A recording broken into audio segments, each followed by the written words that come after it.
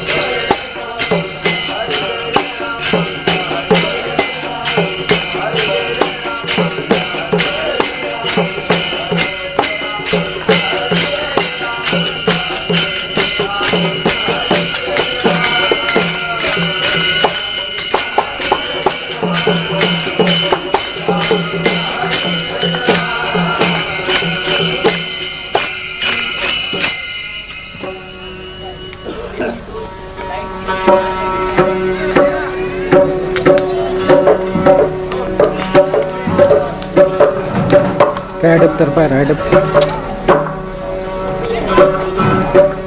ऐशी जोडी करा रामकंठे धरा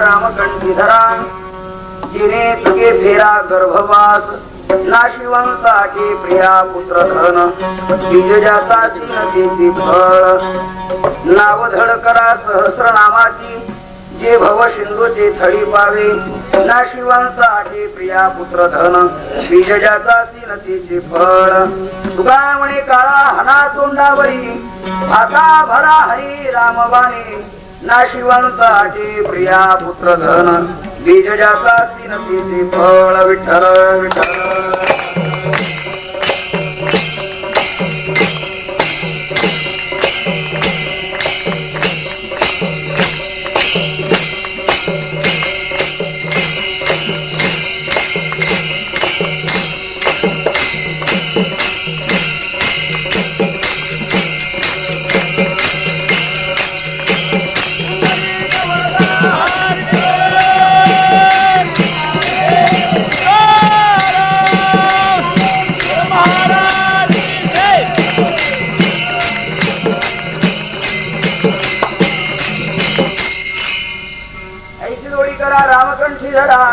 केळे चुके फेरा गर्भवास नाशिवंताचे प्रिया पुत्र धन बीज जाता सीनतेचे फळ प्रस्तुत कीर्तनरूपी सेवेकरिता निवडलेला अभंग महान भगवत भक्त संत सम्राट विश्ववंदे महाराष्ट्र भूषण जगद्गुरु श्री संत तुकाराम महाराज यांचा महत्वाचा उत्कृष्ट 4 चरणाचा अभंग सेवेकरिता निवडलेला आहे विठ्ठल विठ्ठल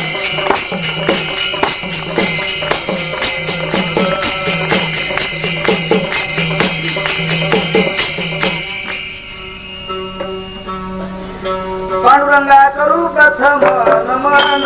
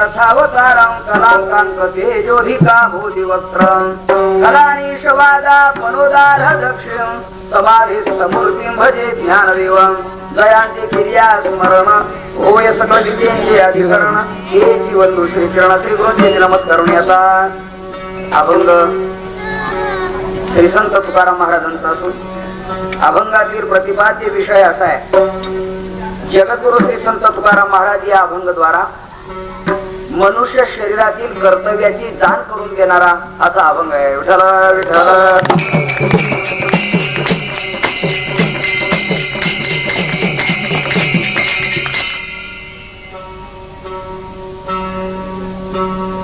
आज या ठिकाणी कीर्तनाचा कार्यक्रम ही निमित्त आहे ही गोष्ट जवळजवळ सर्वांना शिरत आहे वर्ष श्राद्धा निमित्ताने हे कीर्तन संपन्न होत आहे कैलासवासी वा वैकुंठवासी द्रौपदाबाई यांच्या ह्या वर्ष श्राद्धा निमित्ताने हा कीर्तन कीर्तनाचा कार्यक्रम त्यांच्या परिवाराकडून संपन्न होतोय. त्यासाठी तुम्ही 40 गावातून आणि परिसरातून भाविक जण उपस्थित झालात. आनंद आहे. हाताने टाळी वाजून तोंडाने विठ्ठल विठ्ठल म्हणत जा सर्वांनी. विठ्ठला विठ्ठला.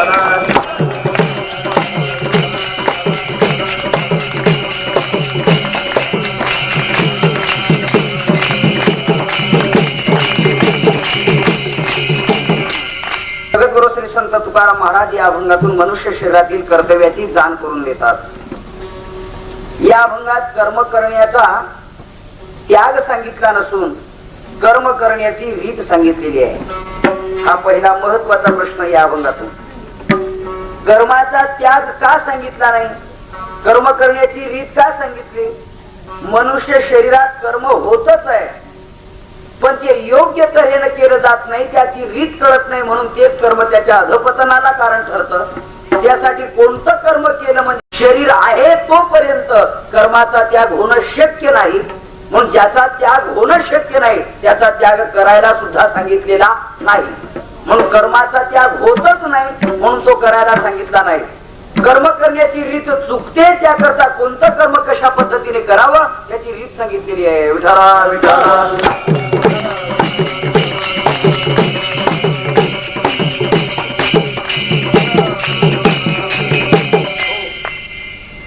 पहिला प्रश्न असा आहे, मनुष्य शरीरात कर्माचा त्याग होत नाही म्हणूनच कर्म करण्याचा त्याग सांगितला नाही. याकरता ज्ञानराज माऊलींची ओवी सांगतो मी तुम्हाला. संगज व प्रकृतीचा तववरी त्याग न घडे कर्माचा, करू म्हणते ऐशिया ही तयाचा आग्रहोची उरे. ज्ञानेश्वर महाराज म्हणतायत शरीराचं तादात्म्य जोपर्यंत आहे तोपर्यंत कर्माचा त्याग होत नाही. एखादा म्हणूच लागला मी कर्म करीत नाही तर त्याचं म्हणणं हे आग्रह ठरेल, नवे नवे कारण असा आग्रह ठरेल त्याचा. जरा उदाहरण सांगतो मी तुम्हाला. त्या माणसाला जिकडे जायचं नाही त्या दिशेने एखाद्या माणसाला हातपाय बांधून गाडीत टाकलं तर त्याची इच्छा नसली तरी त्याला तिथे जावं लागेल. त्याला पारतंत्र्य निर्माण झालेलं आहे. आता त्याच्या म्हणण्याला स्वातंत्र्य राहिलं नाही. कारण एखादा मनुष्य म्हणाला कदाचित मी काही करणार नाही, झोपून राहील, झोपून. आता झोपणं कर्म नाही का. काही इथे घोरतात तर तिथल्या लोकांची झोप मोडतात, हे कर्म नाही का झोपेतलं. काही तर पूर्व पश्चिम झोपतात तर सकाळी उत्तर दक्षिण उठतात, हे कर्म नाही का. काही झोपताना डोक्याखाली उशी घेतात, सकाळी पायाखाली सापडते, हे कर्म नाही का. उशी फिरली की डोकं आहे का, उशी फिरली की डोकं फिरलं त्याचं त्यालाही कळत नाही, हे कर्म नाही का. त्याच्यापेक्षा सूक्ष्म प्रकार घ्या. इंद्रियाचे व्यवहार बंद असले तरी मनाचे संकल्प विकल्प थांबलेत का. झोपेत मनाचं संकल्प करण्याचं काम चालूच आहे ना. ज्ञानोबा म्हणतायत आगा स्वप्ने निधान व्हावे, म्हणजे झोपेत त्याला द्रव्य लाभ झाल्याचं स्वप्न पडतं, म्हणजे मनाचा संकल्प चालू आहे ना. ते चेडिया हारपे आघावे. बरं दुसरं उदाहरण घ्या तुम्ही. स्वप्नीची घाया ओखदचे ओची धनंजया, असं घडलं ना. एक मनुष्य झोपला, झोपेतच कुऱ्हाड घेऊन झाडाची फांदी तोडायला गेला. झोपेत फांदीवर घाव लागण्याऐवजी तो पायावरती लागला, मोठी जखम झाली. जोर जोरात ओरडू लागला म्हणून लोक धावून आले. आता याची जखम बरी करायला काय धनुर्वाताचं इंजेक्शन द्यावं लागेल का, त्याला कुठली ट्रीटमेंट द्यावी लागेल का, त्याला मलमपट्टी करावी लागेल, काय नाही. त्याला जाग करणे. उठ काय म्हणतो तो कुठं काय म्हणतो. आणि आता तो ओरडत होता. मग हे कर्म नाही का झोपेत. त्याच्यावरती एकनाथ महाराजांच्या 2-3 ओव्या आहेत भागवतामध्ये. झोपेतही कसं कर्म आहे त्याबद्दल सांगतो मी, जरा नीट ऐका मात्र आपण. राजा आहे राजा, पंचपक्वान्नाचं मिष्टान्न भोजन सेवन करून झोपला आणि झोपेत असं स्वप्न पडलं त्या राजाला की आपल्यावर कुठल्या राजाचं परचक्र येऊन आपलं राज्य वैभव त्यांनी हरण केलं आणि आता मला भीक मागण्याची वेळ आली. म्हणून स्वप्नात तो राजा भीक मागू लागला. कोणाकडे, अंत्यजांकडे भीक मागू लागला. पण त्याने आपल्याला एक तुकडा द्यावा याकरता नीच माणसांना तो राजा म्हणायचा, पण मी राजा आहे हे त्याला झोपेत काही सुचत नव्हतं. या अर्थाच्या ओव्या सांगतो आता. हो त्या ठिकाणी एकनाथ महाराज सांगतायत राजा चक्रवर्ती निज मंदिरी निजेला सुमन सेजेवरी परी स्वप्नी होणी भिकारी अंत्येजा घरी अन्न मागे. स्वप्नात भिकारी झाला आणि अंत्यजांकडे अन्न मागू लागला. तो कुटका एक याव या हाता निचासी म्हणे रे राजा तू तत्वता परी मी राजा हे नाटवे चित्ता स्वप्नी भिक्षु कथा दृढ केली. एकनाथ महाराज म्हणतायत नीच माणसाला तो म्हणू लागला बाबा द्या हो एवढा एवढा तुकडा द्या हो. तुम्ही आंधळे पांगळे भीक मागताना तर पाहिलेच ना.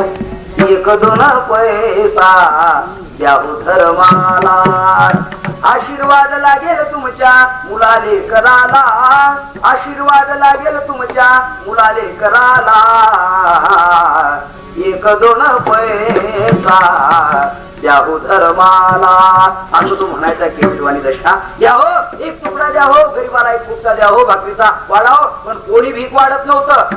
तेवढ्यामध्ये काय करावं म्हणून एका दगडाला ठेच लागून आटकळून खाली पडला. तेवढ्यात भालदार चौतारांची आरोळी आवाज, हजर है. राजा जागा झाला झोपेला. पाहतोय मी तर मिष्टान्न भोजन करून झोपलोय, पोट भरलेलं आहे, झोपलेला आहे मी सुमन शेजेवरती वर. आणि मग मी भिकारी खरा की राजा खरा? सांगा हे जे सगळं घडलं हे केव्हा? ऐका ना तुम्ही सर्वजण, केव्हा घडले?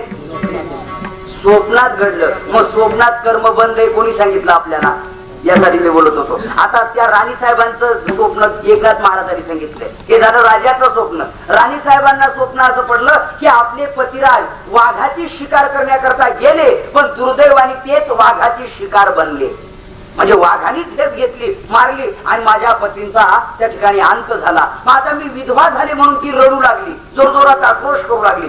तेवढ्या तिच्या ओरडण्याने राजा जागा झाला.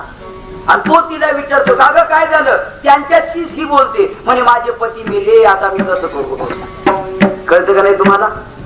नाही कळत. काही काही ते टुळू पाहतात, काय चाललंय तपास नाही. हे राणी साहेबांचं स्वप्न आहे. राणी साहेब म्हणू लागली माझे पती मेले, पण म्हणते कोणाला? पतीशीच बोलते. आता ओवी सांगतो तुम्हाला. भरतार शेजे निजोनी नारी, अंतर पहा किती. भरतार शेजे निजोनी नारी, परी स्वप्नी वैधव्य शंख करी. भरतार पुसे तिसी तरी, सांगितले तरी मी रांडेले. भरतार किसी पुसे, पतीच विचारतोय तरी त्याचं उत्तर ती पतीशी देते की माझे पती वारलेत म्हणून. हे स्वप्नातलं कर्म आहे. याकरता मी बोललो की कर्माचा त्याग होत नाही, स्वप्नातही होत नाही, झोपेतही होत नाही, तर जागृतीत होत नाही. हे तर अगदी सत्यच आहे. म्हणून कर्माचा त्याग होतच नाही, म्हणून कर्माचा त्याग सांगितला नाही. विठाला विठाला.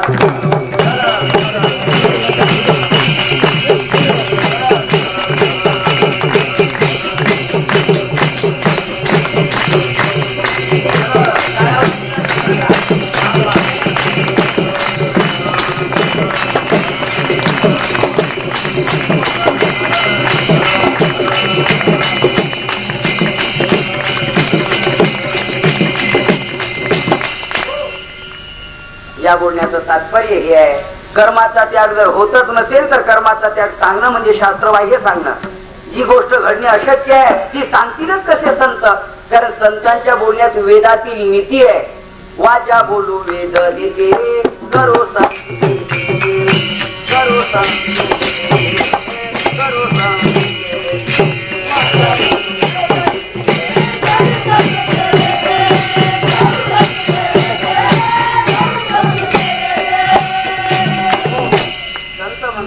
वाचा बोलू वेदनीती, वाचा बोलू वेदनीती, वाचा बोलू वेदनीती, करू संतेची नीती. वाचन जर वेदातील नीती बोलता येते तर त्यांच्या बोलण्यात अनिती येईलच कशी काय? म्हणून संत महात्म्यांचं जे बोलणं आहे की कर्माचा त्याग होत नाही म्हणून कर्माचा त्याग सांगितला नाही. कर्म करीतच राहा, कारण ते होतच राहणार आहे. तू नाही म्हटला तरी. ऐका, चांगल्या गर्दीत जाऊन उभा राहिला एखादा माणूस, खूप मोठ्या गर्दीत, आणि तिथे जाऊन तो म्हणू लागला मी कोणाचाही धक्का लावून घेणार नाही. लक्ष आहे तुमचं? मी कोणाचाही धक्का लावून घेणार नाही, तर लोक त्याला विचारून धक्का देतील का आता गर्दीत? शामू लुटू रे तुला असं म्हणतील का? नाही. गर्दीत जाऊन उभा राहिला ना मग धक्का लागणार. तुझा तरी कोणाला लागेल अथवा कोणाचा तरी तुला लागेल. हे ठरलेलं शास्त्र आहे. जाऊ द्या, अशा बऱ्याचशा गोष्टी आहेत. काही ठिकाणी अग्नीच्या मध्ये उभा राहिला चौक बाजूनी, आणि मध्ये उभा राहिला म्हणू लागला मी या अग्नीनं पोळून घेणार नाही. आता अग्नी विचारून पोळेल का त्याला? लोक म्हणाले अरे घर पेटलं बाजूला हो. तो म्हणला काय बाजूला हो? आई अग्नीची भीती तुम्हाला? मी अग्नी न मानणाऱ्या मंडळाचा सदस्य आहे, तेव्हा आपल्याला अजिबात भीती नाही. लोक म्हणे तू सदस्य आहात नाही तर अध्यक्ष आहात त्या अग्नी न मानणाऱ्या मंडळाचा. पण अग्नी काही विचार करून तुला त्रास देईल का? त्याचं शास्त्र ठरलेलं आहे. तसं तुझी इच्छा असेल अथवा नसेल कर्म होत राहणार. मग होतच राहतं, त्याचा त्याग सांगितला नाही. फक्त होतच असेल तर ते कशा पद्धतीने करावं त्याची रीत सांगितलेली आहे. होतच ना कर्म मग त्याची रीत आहे. जरा तुम्हाला सांगतो, गीतेत परमात्म्याने कर्माचा त्याग सांगितलाय अर्जुनाला का गीतेमध्ये अर्जुनाला कर्माची रीत सांगितली? तुमचं काय मत आहे सर्वांचं? रीत सांगितली. शाबास. कर्माचा त्याग. उलट अर्जुन कर्माचा त्याग करू पाहत होता. अर्जुन म्हणतोय नकांक्ष विजयम कृष्ण नचराज्यम सुखानिच किन्नो राज्य गोविंद किम भोगरी विद्येवा यशावाचे कांक्षनो राज्य भोगा सुखानिच तैमे मुक्तिता विजय प्राणांश कित्वा धरानिच. हे कळलंच तुम्हाला. मग ठीक आहे असं हो म्हणत जातो की या श्लोकातून अर्जुन म्हणतोय विजयम नच राज्यम नच सुखानी नच. मला राज्य विजय आणि सुख नको. मला भीक मागण्याची वेळ आली तरी चालेल. का? पाप मेवा श्रेय दस्मान हातवय ताना तसाईना किंवा कुलक्षय कृतम दोषम प्रपशब्दीत जनार्दना. माझ्या कुलाचा क्षय करून आणि त्यांच्या रक्ताने भिजलेलं राज्य मी जर भोगायचं असेल तर ते मला ते भोग नको आहे. मला राज्य नको आहे. यापेक्षा यांचे पती मेल्याने ह्या सर्व स्त्रिया विधवा होत असतील आणि वर्णसंकर होत असेल तर मग ते राज्य मला नकोय. माझ्या कर्म करण्याने नीच कर्माने जर माझे पितर सत्कर्म करून स्वर्गात गेले ते पुन्हा नरकात पतत असतील तर ते राज्य मला नकोय. आणि पापामुळे देव माझ्या हातून अंतरत असेल तर मग ते देव वजा राज्य मला नको आहे. विठाला विठाला.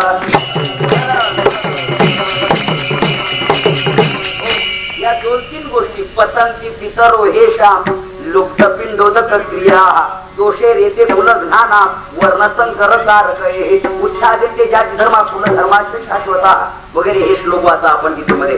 बघू म्हणजे अर्जुन म्हणतोय की देवा पतंती पितर हे श्याम लुप्त पिंडोदक क्रिया हा या क्रियेनं माझे पतंती पितर माझे पितर त्या ठिकाणी अधपतन होईल त्यांचं म्हणून मला राज्य नको. उलट अर्जुन काय म्हणतोय मी युद्ध करणार नाही. म्हणजे कर्मातीत कर्मच्युत होणारा अर्जुन. पण अर्जुनाला भगवान म्हटले का मग तुझी इच्छा नसेल ना मग नको करू युद्ध जा एखाद्या सप्त्याला असं म्हटले नाही.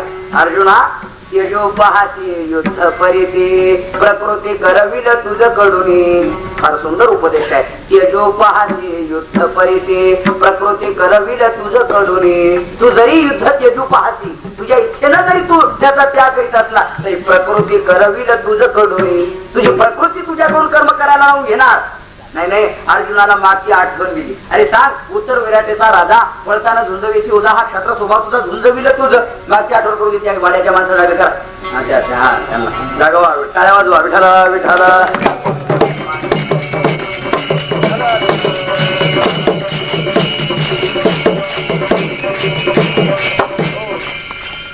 दररोजचे कीर्तन वेगळे आज वेगळं. तुम्ही जसे असाल तसे त्यात याल.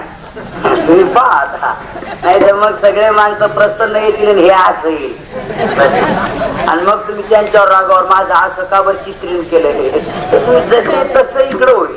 विठाला विठाला विठाला.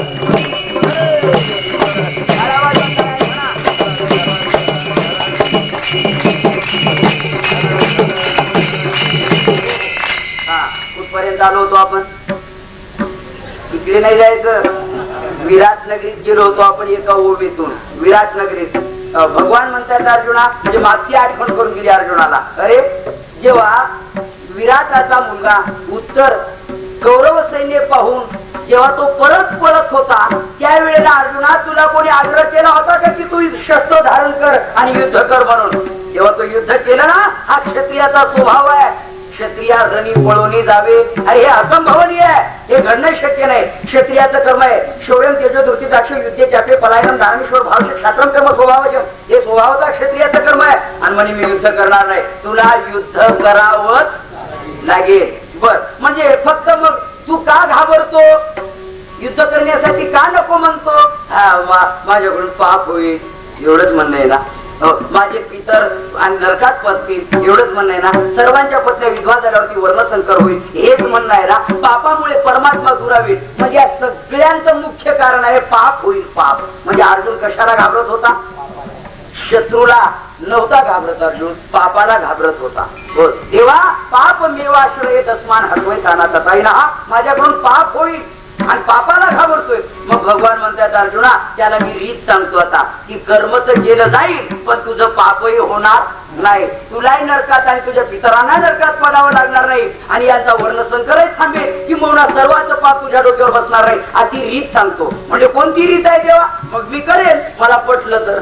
हा मग कोणत्याही गोष्टीची रीत कळली पाहिजे. उदाहरणार्थ तुम्हाला गणित सोडवायचंय तर पहिलं काय कळलं पाहिजे? हा, नाहीतर एखादं डोकंच खालीच बसत कसं रे थांबून कसं रे श्यामू कसं रे, त्याची रीत महत्वाची आहे. झटकन लक्षात आली ना तर ते फटकन गणित सुटतं, आणि जर ती रीत कळली नाही ना ते डोकंच खालीच बसतं. असाही भाग होतो. तसं इथे रीत कळली पाहिजे. भगवान म्हणतात अर्जुना तुला मी रीत सांगतो. म्हणजे कोणती?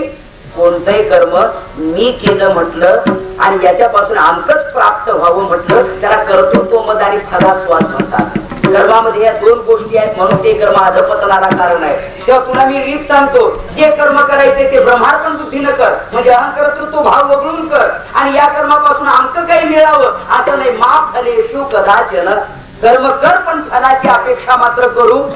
सर्व कर्म फल त्यागम ततः कुरु यतात्मवान. ततः कुरु ते कर पण फल त्यागम, फलाचा त्याग करून कर्म कर. या दोन गोष्टी आहेत. जरा तुम्हाला सांगतो अगोदर दृष्टांत, मग ह्या गोष्टी तुमच्या लवकर लक्षात येतील. 1 डझन आंबे घेतले विकत आणि गाडीत बसले, बैलगाडीत, आणि लवकर गाडी हाकतोय, मालक गाडीत बसलाय. पण बसल्या बसल्या आठवण आली की आंबे घेतले पण टेस्ट बघितली नाही, म्हणून त्याने त्यातला एक आंबा काढला. आता गाडी चालू आहे बैलगाडी, आणि एक आंबा तोंडात घातला पण आंबा खाण्याची रीत माहिती नाही. पूर्णच्या पूर्णच आंबा तोंडात घातला. आता तो तोंडात जाईलच कसा काय? जाईल ना. मग राजी खुशीनं जात नाही म्हणून त्याला मारलं, मारल्यानंतर त्याची 1 नंबरच्या गेट मधून एंट्री झाली, पण 2 नंबरचं गेट त्याच्यापेक्षा छोट, त्यामुळे तिथून मध्ये कुठं तो आंबा जातो, बाहेर येईना मध्ये जाईना. श्वास तर रोजला गेला, डोळे तर पांढरे झाले, आता प्राण जाण्याची वेळ.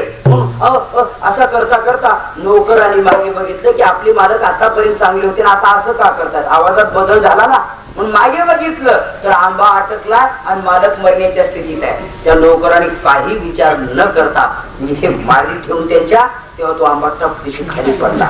म्हणजे त्याचं त्या गाडीवानाचं सुदैव की त्याला पहिल्यांदा गावठी उपाय करणारा भेटला, आणि त्याचं दैव चांगलं.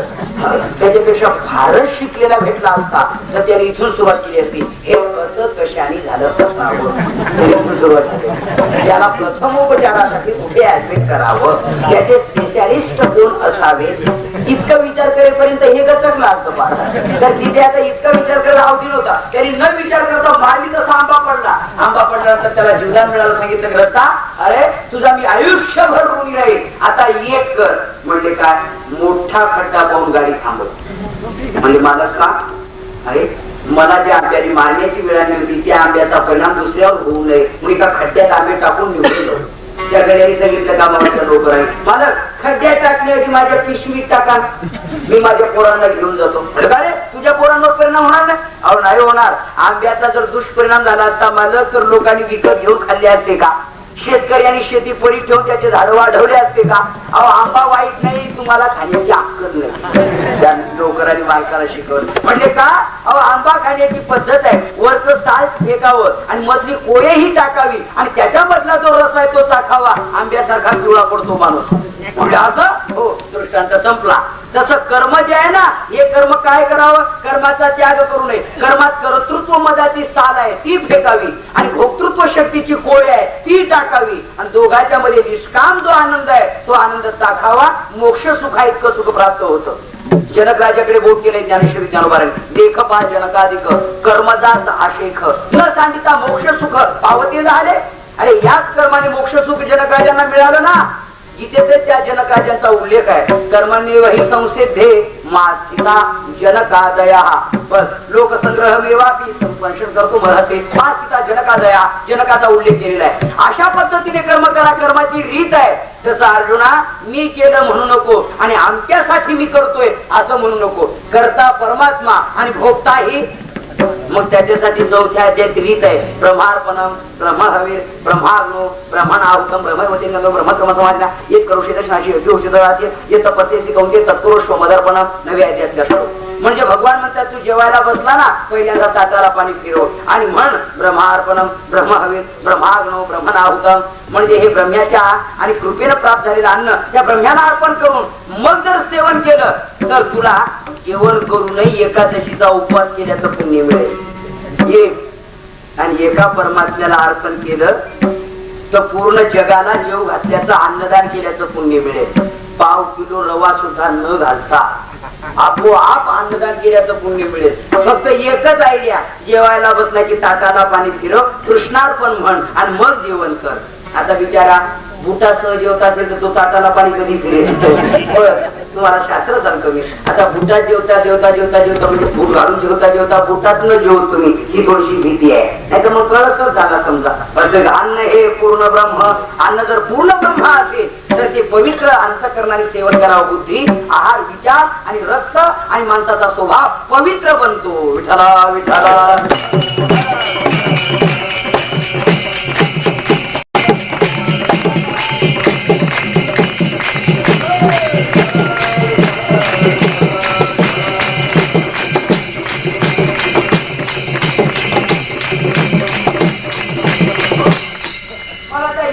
भगवान परमात्म्याने अर्जुनाला कर्म करण्याची रीत सांगितली गीतेमध्ये.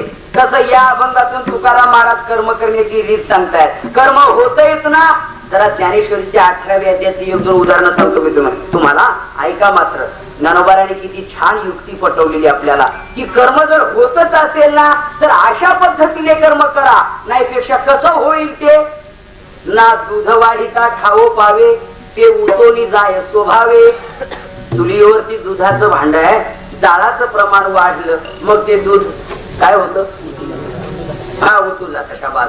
आता ते चुलीत पडलं, राखेचं दूध पडलं आणि मग ती गंगूबाई आली आणि म्हणे कृष्णार्पण कृष्णार्पण. म्हणजे कृष्ण इतका दुबळा समजला तुम्ही, त्याला इतका शार्टेज आहे दुधाचं त्याच्याकडे की तुमच्याकडे राखेत पडलेले दूध पुन्हा उचलून खाईल तो. पण मग आता ना असं कृष्णार्पण ठरत नाही. पातेल्याच्या पातेलं चुलीत गेलं, आता खर्च झाला पण त्याचा उपयोग ठरला का काही. त्याच्या उलट त्यातलं 1 कप भर दूध जर एखाद्या वारकऱ्यांकडे एकादशीच्या दिवशी नेऊन दिलं असतं, वारकरी वा 1 कप भर दूध माझ्यातर्फे एवढं तुम्ही उपयोगात आणा, त्याचं जे पुण्य मिळालं असतं ते इकडं पातेल्याच्या पातेलं चुलीत गेलं, उपयोग झाला नाही. चला एक उदाहरण झालं. तसं कर्म शास्त्र वाचून केलेलं कर्म म्हणजे चुलीत पडलेलं दूध, निरर्थक, त्याचा उपयोग नाही. तसं शास्त्र वाचून मनाला वाटेल तसं कर्म केलं ते कर्म निरर्थक होतं, त्याचा उपयोग होत नाही. म्हणून शास्त्राप्रमाणे कर्म करावं. दुसरी ओवी सांगतो म्हणजे दुसरं उदाहरण. एक माणूस पंढरपूरला गेला. आता सोपं ज्ञानेश्वरीतलंच उदाहरण शिवाय. आणि 500 रुपयाचा खिसा चोरट्याने त्याचा मारला. चोरट्याने 500 रुपयाचा खिसा मारला. बर, आता 500 रुपयाचा खिसा मारला ज्याचा, तो इतका युक्तिबद्ध होता, हुशार. त्याने विचार केला आता जर ही गोष्ट म्हणजे कळणार, जर लोकांना मी सांगितला पैसे गेले तर लोक असे विचित्र आहे, ते गेलेल्या पैशांची भरपाई तर करणार नाही, उलट अर्थाने मूर्खात काढते. कुठे ठेवले असे म्हणजे मूर्ख आहे तुम्ही, एवढ्या यात्रेत कुठे पैसे असे ठेवत असतात. मूर्खात काढलं गेले निघून, म्हणजे भरपाई नाही, काहीच नाही, काहीच नाही. पैसे गेले आपले तर मूर्खात निघलो आपण. काही मंडळी तर त्याच्या पुढची हे तरी बरे, म्हणजे पैसे गेले तुमचे कळलं म्हणलो जाणार नाही तर काय, जसे आले म्हणजे आता म्हणजे पुन्हा वरून जखमेवर मीठ चोळले. देणं नाही घेणं नाही, काय नाही काय नाही. पुन्हा हा ज्याचे पैसे गेले तो होता बुद्धिवान. त्याने विचार केला पैसे तर गेले तर पण आयडिया करू आपण. त्याने लोकांमध्ये अशी जाहिरात केली, मीना 500 रुपये दान दिले, पंढरपुरात 500 रुपये दान दिले. लोकांना आश्चर्य वाटलं, वा वा 500 रुपये बरं झालं, चांगलं झालं. पण एक म्हणे का कसे काय तुम्हाला 500 द्याव्याची बुद्धी झाली. म्हणले बघ 40 गावाला गेलो तो एके दिवशी कीर्तनाला, ते कुळाचे होय उद्धरण कुठे याग गेले पूर्ण ऐसे महिमान या तीर्थाचे धन्य धन्य पांडुरंग.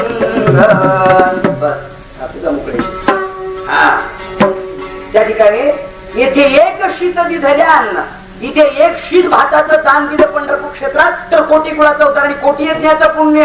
पद्मपुराणात तर असं म्हटलंय, येत किंचित देते दानम तद्दानम मेरू सन्निधी. किंचित दान दिलं तर मेरू पर्वताचं दान दिल्याचं पुण्य मिळतं. असा या कालाचा देशाचा महिमा आहे. कशा करता काय सांगतो मी, तुझ्या लक्षात येतं ना. हे ऐकलं आणि म्हणून 500 रुपये पंढरपुरात दान देण्याची बुद्धी झाली. नाहीतर आपण कसं काय दान, हा म्हणले बरोबर. लोकांना आश्चर्य वाटलं, बरं झालं बरं झालं. पण जरा पुढे ऐका, ही गोष्ट बाकीच्यांना पटली पण त्याच्या स्वभावाची ज्याला जवळून कल्पना आहे त्यांना पटेल का. त्याचा मित्र म्हणे गोपाळ खरं काय ते सांग, मला माहितीये लोकांना तू पटवशील की मी 500 रुपये दान दिले, मला नाही पटायचं. म्हणजे का बरं पटणार नाही. म्हणजे मला चांगलं माहिती आपण इथं यात्रेला बरोबर होतो ना, कोणत्या देवापुढे पैसे तर तू टाकले नाहीतच, पण लोकांनी टाकलेले उचलायचा आणि खिशात घालायचा, उचलायचा आणि खिशात घालायचा. अशा नीच प्रवृत्तीचा माणूस कधी एक पैसा हाताने दान न दिलेला, न प्रवृत्ती झाली आणि म्हणे 500 रुपये दान दिले. मला नाही पटायचं, खरं काय ते सांग. मग हा मग आता तू विचारलेच मनातलं तर सांगतो. गुह्यम आख्याती गुह्यम पृच्छती. तू गुह्यम पृच्छती म्हणून गुह्यम आख्याती. तू गुह्य विचारलं म्हणून आता तुला सांगतो. म्हणजे अरे दान नाही दिले, चोराली दिले, चोराली म्हणलं हो. आणि अशी कशी काय जाहिरात केली म्हणजे त्याच्याशिवाय पर्याय नव्हता. चोरी गेले म्हटलं तर लोक मूर्खात काढला तर दान दिल्याचं म्हणून. ज्ञानोबा म्हणतात ठीक आहे, लोकांना तुम्ही फसवा, फसवलं, 500 रुपये दान दिले म्हटले तुम्ही, पण याची खऱ्या अर्थाने 500 रुपये गेले, पण खऱ्या अर्थाने दान खात्यात याची नोंद झाली का? वरती पंढरपूर क्षेत्रामध्ये यांच्याकडून 500 रुपये दान मिळाले हो अशी दौडी झाली का कुठं? नाही, दान खात्यात नोंद झाली नाही. तसं पैसे गेले पण नोंद झाली नाही म्हणजे दान खात्यात पुण्य ठरलं नाही. तसं शास्त्रावातून तुम्हाला वाटेल तसं कर्म केलं, कर्म होईल पण त्याचं पुण्य मिळणार नाही. म्हणून शास्त्रांनी सांगितल्याप्रमाणे कर्म करा. विठ्ठल विठ्ठल.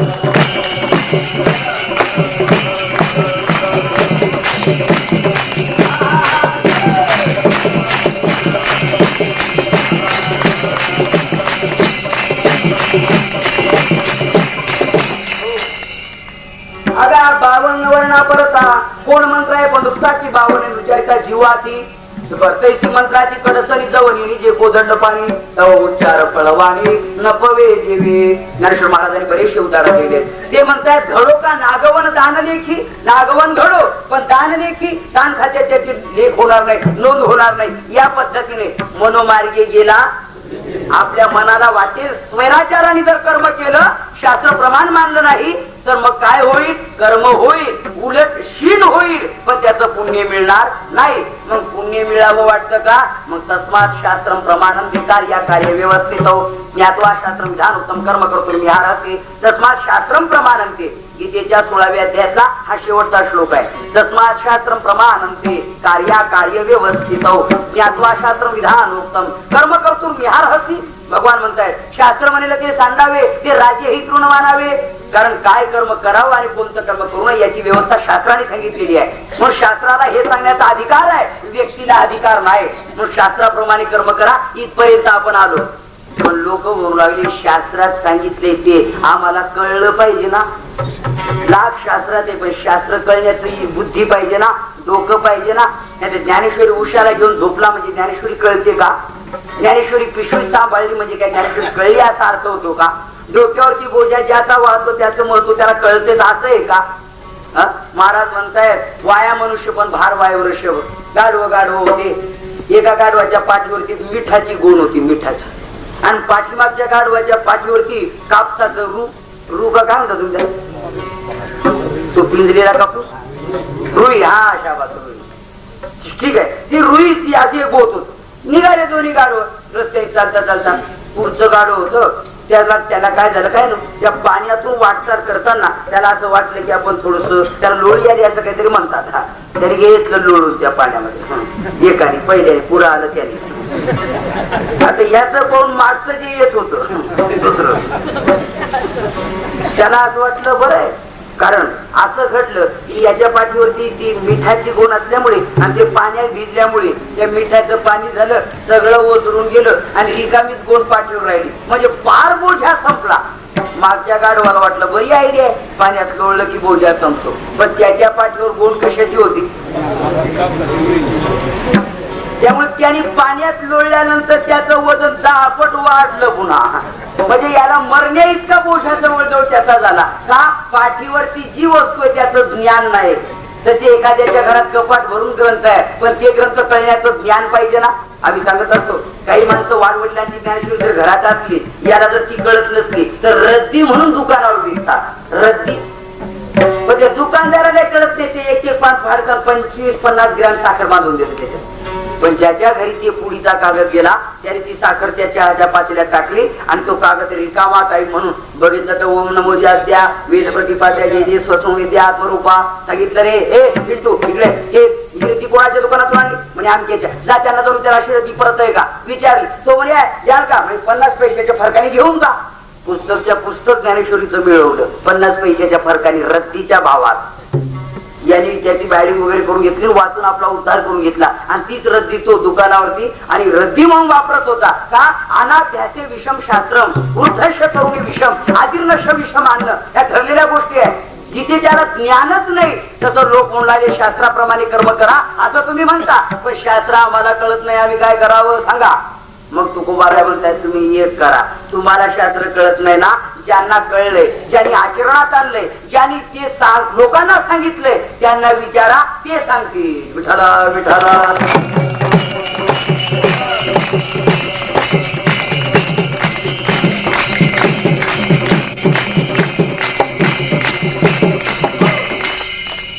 ज्यातलं आपल्याला काही कळत नाही ना, ते ज्याला कळते त्याला विचारावं. मेडिकल स्टोर्स मध्ये जाऊन आपल्या मनाने औषध घेऊ नये, डॉक्टरच्या सल्ल्याने घ्यावं. नाही तर म्हणले द्या एखादं औषध, कोणतं तुमच्या मनाने द्या, कोणतंही मनाने देऊन चालणार नाही, त्याला डॉक्टरचा सल्ला पाहिजे की नेमकं तुला आजार कोणता आहे आणि मग ते कोणतं औषध घ्यावं. नाही मग कीर्तनात विरोधारी सांगत असतो, येसे कसे तरुण मुलं येणे केला की घरचे येसमय कसमय प्रकाता मी येणे केलं भविष्य, कशाची तरी मुलगी कशावर तरी उगाळ कुठं तरी लाव म्हणजे काहीतरी होईल जा, असं काय कामाचं औषध. येसे कसे तरुण मुलं म्हणजे कशाची तरी मुलं येणे केला की घरचे म्हणजे कशावर तरी उगाळले आणि कुठं तरी लावली काहीतरी झालं, असं काय कामाचं औषध नेमकं आणि योग्य घ्यावं वाटत असेल. डॉक्टरच्या सल्ल्याने काय करा, त्यातलं ज्ञान त्यांना आहे, आपल्याला ते ज्ञान नाही. जे जे काही करायचं असेल त्यातलं ज्ञान ज्यांना त्याच्याकडून त्याचं मार्गदर्शन घ्यावं. तसं संत महात्म्यांना विचारा आम्ही कोणतं कर्म करावं, पण ज्यांना विचारलं ते सांगतीलच का, म्हणजे सांगतील का नव्हे, न विचारता सांगतायत तर विचारल्यावर का सांगणार नाही. आई के रे जना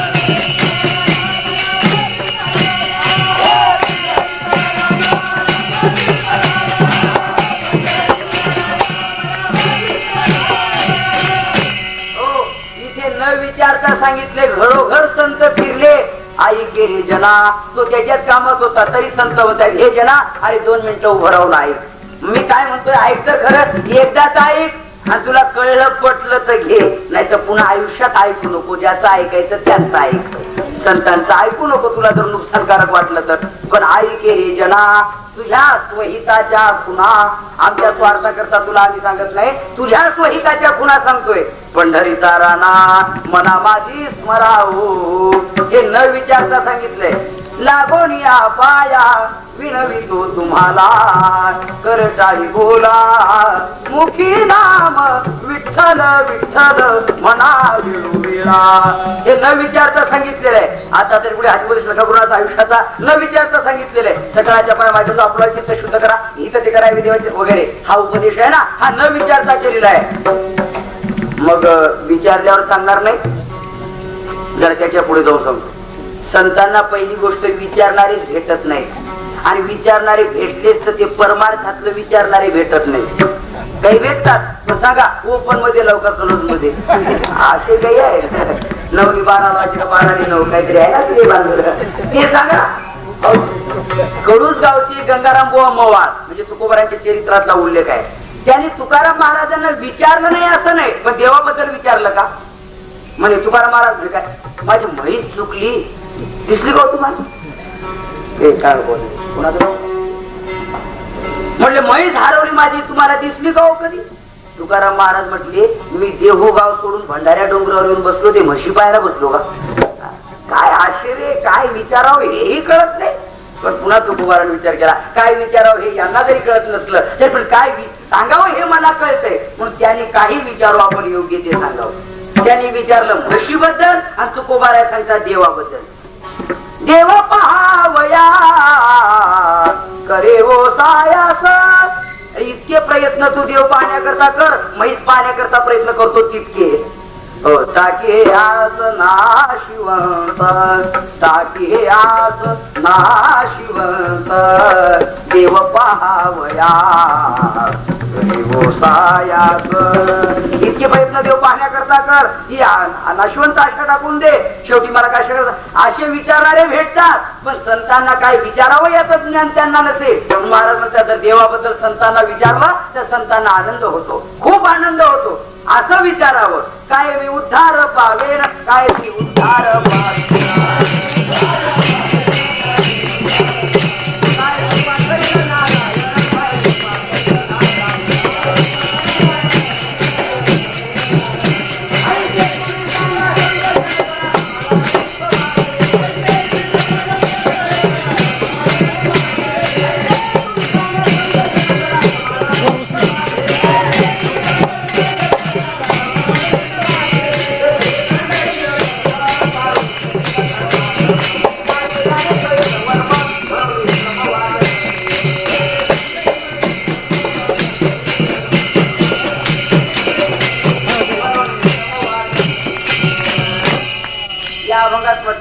आईचे तुम्ही सांगा संत जन.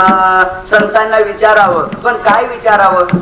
देवाबद्दल माझा उद्धार होईल, देव माझ्यावर कृपा करील, मला माझ्या कर्माची खंडना होईल, धर्माधर्माचा पारुष होईल, हे वर्म मला कळेल, माझी बुद्धी स्थिर राहील, अरिष्ट तर येणार नाही ना, धरलेल्या सिद्धीला जाईल ना.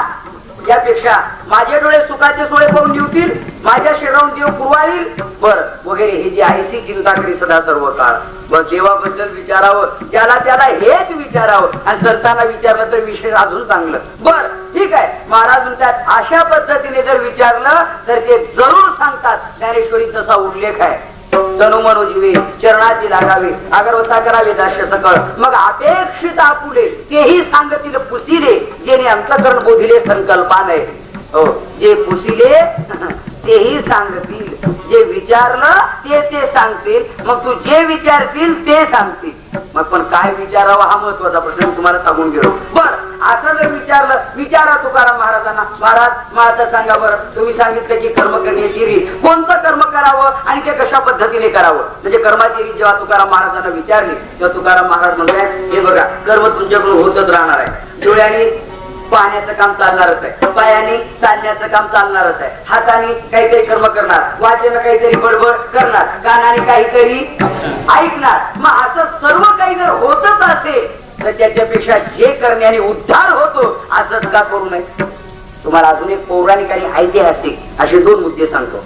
अगोदर ऐतिहासिक मुद्दा सांगतो. छत्रपती शिवाजी महाराजांच्या अध्यक्षतेखाली आणि तानाजी मालुसरे यांच्या सांगण्यानुसार किल्ला जिंकण्याकरता गेलेले मावळे जेव्हा उदयभानूत आणि तानाजींचं युद्ध झालं, दुर्दैवाने आणि तानाजींचा पराभव झाला, रक्ताच्या थारोळ्यात कोसळले गेले. शेवटी आपला प्राण वाचवण्याकरता हे मावळे पळत असताना सूर्याजी सेलर मामाने असा आवाज दिला की लक्षात ठेवा, या मरणाच्या भीतीने तुम्ही पळून पाहता, ज्या जोरात जो उतरणार होता तो जोर कापून टाकण्यात आलेला आहे, पर्यायाने तुम्हाला तिकडे सुद्धा उड्या टाकून मरावंच लागेल. मग म्हणजे निर्णय लवकर घ्या. मग यांनी विचार केला जर तिकडे मरणच असेल तर मग यांच्या बरोबर लढत लढत मेलेलं बरं. कारण हातो वा प्राप्शेशी स्वर्गम, रणभूमीत जर प्राण गेला तर स्वर्गाची प्राप्ती होते आणि जितवा वा भोक्षेश महिम, जर त्यांना आम्ही जिंकलं तर महिम भोक्षेशे, महिम म्हणजे पृथ्वी, भोक्षेश म्हणजे भोगता, म्हणजे पृथ्वीचा राजा होतो तो. म्हणजे दोन्ही ते आपला आणि उपयोगच आहे. मग त्यांनी निर्णय घेतलाय की आम्ही युद्ध करणार. मरण जर दोन्हीकडे असेल तर चांगलंच मरण पदरात का पाडून घेऊ नये. एक हा झाला इतिहास. आता पौराणिक भाग सांगतो मी तुम्हाला. रावणाने मारीची मामांना बोलून घेतलं, सांगितलं मामा म्हणजे काय, तुम्हाला एक गोष्ट सांगायची आहे. अहो सीतेचं स्वयंवर होतं, तेव्हा सीतेच्या स्वयंवर प्रसंगी आता मारीची मामाला वाटलं गोष्ट चालू आहे टाइमपास, एखादी एसटी स्टँडवर सांगतो आपण तशी काय बो एखादी गोष्ट. म्हणजे सीतेच्या आणि स्वयंवर प्रसंगी गेलो होतो. बर देशोदेशीचे राजे आणि देव दैत्य सर्व आले होते. बर 12,000 हत्तींना हे करून जुंपून ते कोदंड ओढत ओढत आणून सिंहासनावर ठेवलं आणि राजा जनकाने विनंती केली की हे बघा जमलेल्या राजांनो, आता जो कोणी योग्य वर असेल त्याने हे कोदंड उचलावं, त्याला माझी मुलगी सीता माळ घालणार आहे, कोणत्याही प्रकारचा विचार केला जाणार नाही. ठीक आहे. शेवटी कोणीच कोदंड उचलत नव्हतं, कारण त्याला आणताना सगळ्यांनी पाहिलं होतं की हे कोदंड ओढत ओढत आणण्याकरता किती हजार हत्ती लागले. आणि मग आता आपण कुठं पाव खाऊन आज पाव झाले. आता याच्यात ते कोदंड फार जास्त क्रिकेट खेळतील का कोदंड उचलतील नाही, याच्यात काय त्याच्यापेक्षा दुसरं काही यांना गायडन्सच ते आहे. आता उद्या जर काही एखादा प्रसंग आला तर यांचा काय उपयोग दुसरीकडे होणार आहे का. ते भारताचा अस्तित्व टिकवण्याकरता ते काही नाही. तसं हे आपले बिचारे राजे लोक, विलासी लोक, भोगी लोक, ते काय कोदंड उचलण्याचं बळ कोणाचं आहे? राजा जनकाने सांगितलं या जगातलं बळ नष्ट झालं की काय असं म्हणावं लागेल, तर तुम्ही कोणीच कोदंड उचलू शकत नाही. मागाहून रावण म्हणतायत मारीची मामाला, मामा मी उठलो आणि मी एवढ्या लोकांमध्ये आवाहन केलं, अरे उचलून उचलून उचलेल कोण? पठ्याशिवाय आहेच कोण? तुम्हाला येत नाही वाटतंय? येऊन येऊन येईल कोण हे विसरले का थोड्या दिवसात तुम्ही? दगड्याशिवाय आहेच कोण? बाकीच्या सगळ्यांचा सफरला झाला पार मेले, हाच राहिलाय असं म्हणून तो आला. बाकीचे लोक म्हणे हा बरोबर आहे, तुमच्याशिवाय कोण आहे उचला. पण याने त्या अहंकार बुद्धीनं, बळाचा अहंकार होता, ते शिवधनुष्य होतं, त्याला नमस्कार करून उचलावं, पण तसं न करता उर्मटपणाने तसंच उचललं पण बळ खूपच होतं म्हणून अर्ध उचललं गेलं, इथपर्यंत आलं बेबी पर्यंत. आणि मग लोकांना राहून म्हणाला, मामा मी म्हटलो लोकांना वाजवाला टाळ्या, आता काय बाकी आहे का? लोक म्हणू लागले आम्हाला चांगलं माहितीये, माणसाने 6 माय परीक्षात कधीच पेढे वाटण्याची घाई करू नये. समजा वार्षिक मध्ये जर का कलटणी बसली तर ते पेढे जातील, वेड्यात निघावं लागेल. आवडले अजून कोदंड उचललं बाकी, उचला म्हणून उचलण्याचा प्रयत्न केला. कोदंड घेऊन मी छातीवरती पडलो, बडा रक्तस्राव होऊ लागला. तेव्हा विश्वामित्राच्या नेत्र संकेताने प्रभू रामचंद्र उठले, माझ्या छातीवरचं कोदंड म्हणजे उचललं, मला वाचवलं. तरी क्षणार्धात मोडून विजयी झाले. सीतेने त्यांच्या गळ्यात माळ घातली. मामा मी त्या लग्नात बुंदी न खाता तसाच पडून आलो. कशी खायला अपमान झाला ना, पण मी मनोमन मात्र सीतेला वरलेलं आहे. आणि आज ती संधी चालून आलेली आहे. दंडकारण्यामध्ये इथे आशिया तपोवनामध्ये सीतेला घेऊन राम आलेले आहे, तेव्हा तुम्ही हरण व्हा हरण. या गोष्टीचा सारांश हा आहे. ही गोष्ट टाइमपास नव्हती. मामा आता तुम्ही सोनेरी हरण बना, तुमच्या मागे रामप्रभू येतील आणि मी सीतेचं अपहरण करेन. आता मामांना माहिती होतं रामाच्या समोर हरण होणं म्हणजे मरणाचं रिझर्वेशन बुकिंग करून ठेवणं. सांगितलं रावणा वाटेल ते सांग पण मी हरण होत नाही. आता तो रावण होता. रावण म्हणे मामा लक्षात ठेवा, माझी आज्ञा आतापर्यंत 33 कोटी देवांनी उल्लंघन केलेलं आहे, 9 ग्रहांनी उल्लंघन केलेलं आहे. आतापर्यंत भगवान शंकरांनी नाही, कोणीच नाही. आणि तुम्ही जर अवज्ञा करीत असाल तर गोळी घालून ठार करेल. मग मामाने विचार केला, हरण झालो तरी मरण, नाही झालो हरण तरी मरण. ठरलेलंच आहे. फक्त हरण झालो तर रामाकडून आणि नाही झालो तर रावणाकडून. मरण दोन्हीकडे असेल. मग आता प्रश्न एवढाच आहे, या 2 पैकी चांगलं मरण असेल ते पदरात पाडून घेणे. मग रावणाच्या हातून मरून नरकात पसरण्यापेक्षा रामाच्या हातून मरून स्वर्गाला गेलेलं चांगलं. नंतर हरण होण्याचा निर्णय घेतला. म्हणजे माझ्या सांगण्याचा अर्थ हा आहे की मरण जर दोन्हीकडे असेल मग चांगलंच मरण पदरात का पडून घेऊ नये. तसं तुकाराम महाराज म्हणतात, कर्म जर होतच असेल दोन्हीकडे असेल मग चांगलंच कर्म का करून आणि आपला उद्धार करून घेऊ नये. अहो चांगलं तरी कोणतं, तर ते चांगलं कर्म नेमकं कोणतं हे अभंगाच्या पहिल्या चरणात.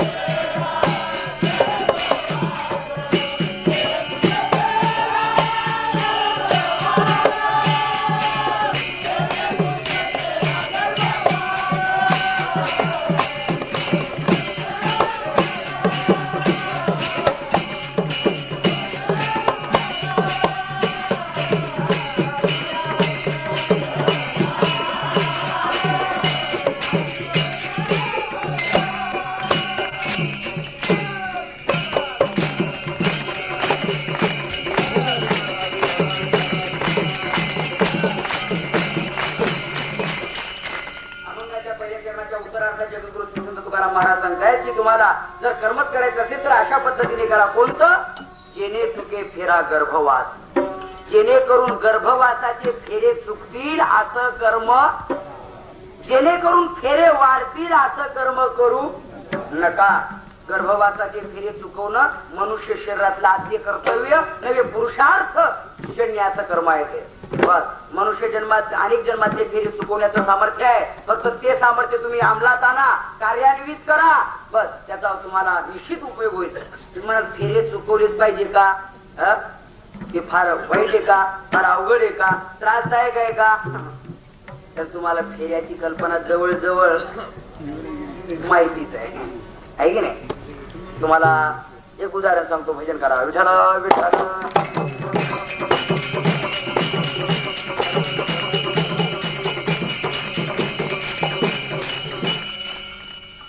असं घडलं.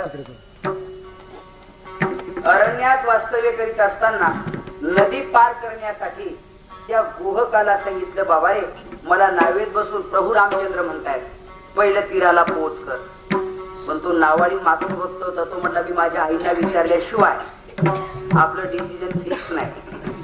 म्हटले ठीक आहे. आईला विचारलं, आई ग म्हणजे काय? अयोध्याधीश दशरथ नंदन श्री रामचंद्र राजाधिराज या ठिकाणी आलेले आहेत. ते म्हणतायत आम्हाला माझ्या बांधवांसर माझ्या धर्मपत्नीसह मला पलीकडे पोहोच कर. नेऊ का त्यांना नावेत बसून? त्यांनी सांगितलं, आई साहेबांनी शहाणा असेल तर बसू देऊ नको. आला बरं. माझी आई नाही म्हणे. आता बरं आहे का? लक्ष्मण म्हणे ही बाई निश्चित कैकेयीच्या पॅनलची दिसते, कारण तिने अरण्यात पाठवलं. ही बाई नावे सुद्धा बसण्याचं सहकार्य करत नाही. बाईला विचार बोलवायचं. बोलू बाई साहेब तुम्ही सांगितलं. म्हटले हो का? म्हटले प्रभू मला चांगलं माहिती. छुवत शिला भाई नाव सुहाय, छुवत शिला भाई नाव सुहाय. तुमचा पाय लागल्याबरोबर दगडाची बाई होते हे मला चांगलं चरित्र माहिती आहे. रामाचा पद लागला चरित्राधारी तुरे कामी याला की ना मेरे तुमपरी भारी सुरत नाही भले रत्नाच्या होती होती माझे या लागी सगळे सीतेचं वर्णन आहे.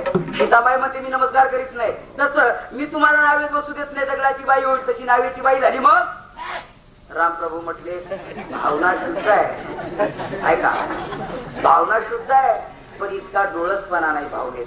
बाईसाहेब त्याला काही पर्याय? म्हटले आहे. म्हणजे काय? तुमच्या पायापेक्षा पायाच्या रजकणाचा महिमा येतो. ते जर धुवून टाकले तर मग चालेल. मग पाय धुतले आणि त्या बाईने ते पाणी त्या काठोटीत पाय उभे ठेवून धुतले. ते पाणी पिऊन घेतलं मुलाला प्यायला दिलं. आणि मग ती बाई हसून म्हणते प्रभू म्हणजे काय? अहो कसली दगडाची बाई कसलं काय नावेची बाई. तुमचे पाय धुवून तीर्थ घेण्याची संधी एरवी तुम्ही दिली नसती. आयडिया केली. शाबास म्हणतो वा माझ्यावर आयडिया करणारे आहेतच काही मला. पण बरं चांगल्या करता केली काय वाईट वाटून घेण्याचं कारण नाही. ठीक आहे. नावेत बसले आणि तो नावाडी पलीकडे घेऊन गेला रामप्रभूला. पण त्यातलं रहस्य ऐका जरा. पलीकडे गेल्यानंतर उतरून द्यावं ना. त्याने ती नाव पुन्हा फिरवली. आता इकडे तरी उतरून द्यावं ना. त्याने पुन्हा तिकडे फिरवलं. तिथे तरी उतरून द्यावं ना. पुन्हा इकडे. 3-4 फेरे त्या नावेचे मधल्या मध्ये काठाच्या जवळ जवळ आली की तोंड मागे चालली नाव.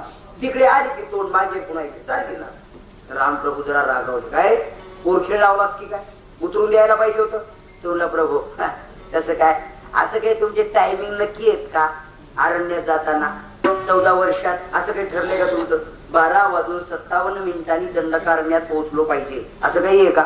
म्हणजे तसं काही नाही. आणि मग फिरायला थोडस काय बिघडत तसं जर काही नसेल एवढं तर काही नाही. तुमच्या मंत्र्यांच्या सवयीसारखे दौऱ्यासारखे का? 12 वाजता चाळीसगाव, 1 वाजता मालेगाव, 2 वाजता पुढे नंदुरबार असं काही ठरलेलं आहे का? म्हणजे तसं काही नाही. आणि मग फिरायला थोडस 1 झाला 2 झाले 3 असे फेरे फिरता फिरता रामप्रभू पुन्हा चिडले. अरे असं नको करू. अरे जाऊ दे. पुढेही बहुत करणे एक कार्यार्थमागत्यम कोटी कार्यम चकार. एका कामाकरता मी कोट्यवधी काम करत जबाबदारी आमची. एकाच कामात वेळ घालून चालत नाही.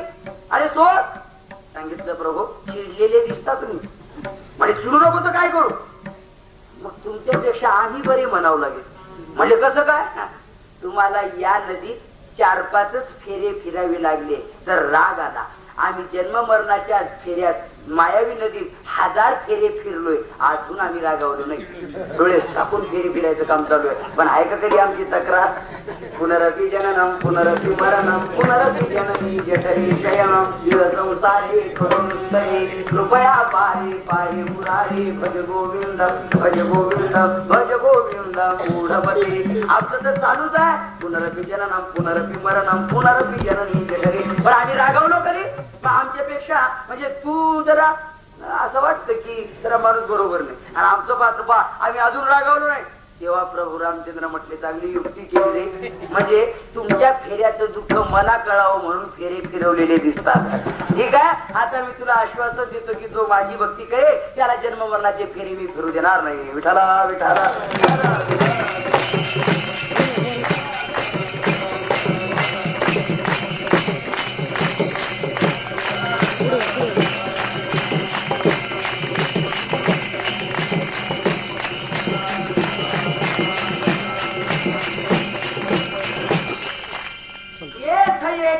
लीला तरले जे सर्व भावे मद भजले तया आईलीच थडी सररे माया झाड.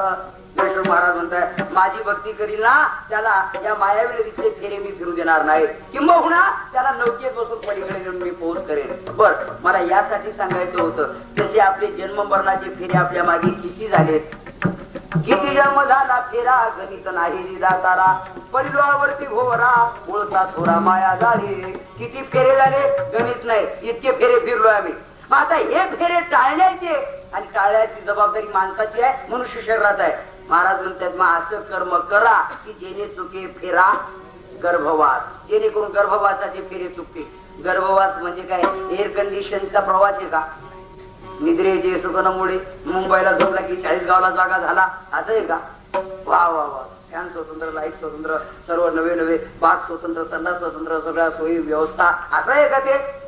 काय सांगो गर्भीची यातना मज भोगिता नारायणा कांसमळ मुद्रा जाना तुझं क्षण क्षणा त्यात असे, तुझं क्षण क्षणा त्यात असे. गर्भाची यातना ऐका की मदात असा सांगते आपल्या पुत्राला पाळण्यात टाकून, गर्भाची यातना रे पुत्राईची आपुल्या काणी येता जाता येणे पंथे सांगाती नाही वा कोणी. मदात असा आपल्या मुलाला धोके देताना असा उपदेश करते, येता जाता येणे पंथे सांगाती नाही वा कोणी.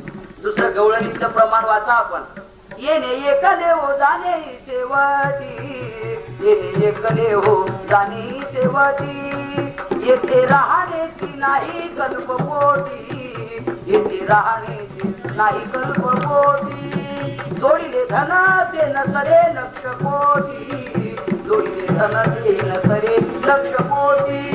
म्हणून आले असा उळ्याचे भेटी व आता झाला हो याच्या पायावरी, तोचे दुःख विन जन्माची मोहरी. हा सुंदर गवळणी आहे, पण आपल्याला वेळच नसतो खरं म्हणजे. येणे एकले हो जाणे ही सेवटी, येणे एकले हो जाणे ही सेवटी. शेवटी जायचं ते एकट्याला आणि आला तो सुद्धा एकटाच आहे. शेवटी महाराज म्हणतायत की असं जर आपण गर्भवासाचं दुःख डोळ्या पुढे आणलं त्यापेक्षा नाकी तोडी कुर्मी किडे आणि गर्भावतीचे दुःख गाडी कोणा पुढे सांगावे न सांगता बरं इतकं दुःख अनिवार्य आहे गर्भाचं. बर, मरणाचं दुःख त्याच्यापेक्षा अनिवार्य आहे. मग जन्म मरणाचं दुःख टाळण्याकरता जे कर्म असेल ते कर्म करा. जेणे दुखे फेरा गर्भवास असं कर्म करा की तुम्हाला पुन्हा जन्मावही लागणार नाही आणि पुन्हा तुम्हाला नाही जन्म संपला की मरण संपवण्याची गरजच नाही. व्यवहारातलं सोपं उदाहरण घ्या. एक काम संपवलं की दुसरं संपवण्याचं असं कल्पना करा तुम्ही. समजा तुम्ही झोपलेच नाही तर तुम्हाला जागा करण्याचा प्रश्न आहे का? नाही. झोपले तर जागा करण्याचा प्रश्न येतो ना अधून मधून. तसं जन्माला आलं तर मरण्याचा प्रश्न येईल ना. जन्माला मरण्याचा प्रश्न येणं संभवनीय आहे का? नाही. तसं या ठिकाणी महाराज म्हणताय तुमचे जन्म मरणाचे फेरे चुकतील असं कर्म करा. पण असं कर्म कोणतं? पुन्हा प्रश्न, जन्म मरणाचे फेरे चुकणार असं कर्म कोणतं? तुकोबाराचे दुसरे प्रमाण असं, जेणे नय जन्म यमाची यातना ऐकिया साधना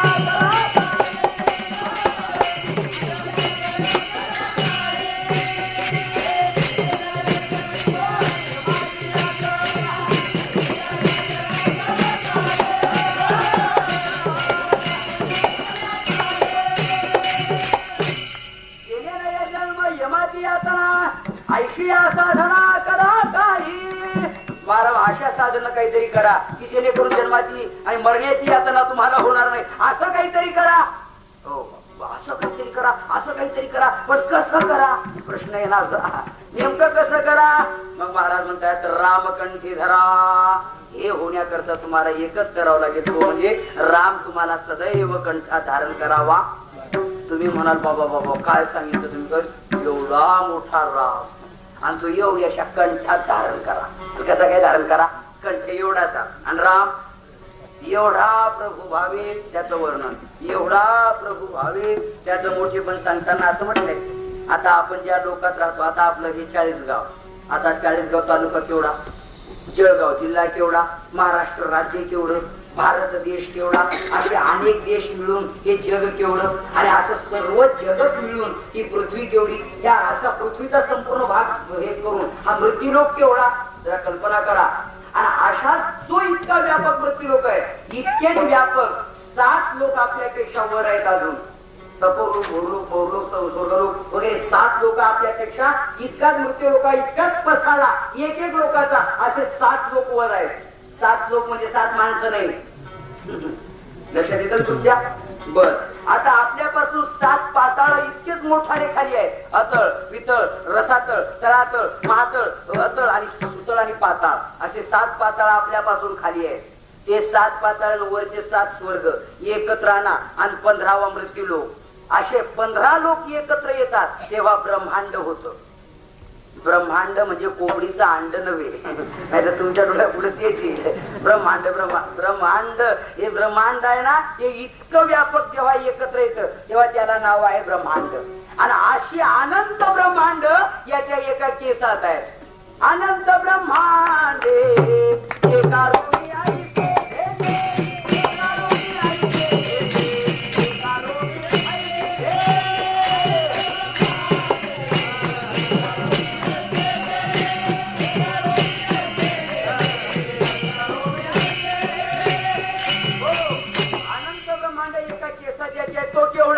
आणि एवढा कंठ केवढा, सुपारी एवढा. आता एवढ्याशा कंठात एवढा मोठा राम कसा धरायचा? आणि तुम्ही तर म्हणता रामकंठी धरा, तर याचा लक्षार्थ घ्या. तर कंठात धारण करायचा आहे तो राम, म्हणजे आकाराने नव्हे, कंठात धारण करायचे ते रामाचं नाम. या कंठाचं काम काय आहे? कंठ पवित्रो यदि नाम घोषो, ठरलेलं शास्त्र आहे. हस्त पवित्रो यदि दान पुण्य, पादो पवित्रो यदि तीर्थयात्रा, कंठ पवित्रो यदि नाम घोषो, हृदय पवित्रो यदि ब्रह्मनिष्ठा. या वाचे देवाचं नाव म्हणजे रामकंठी धरा.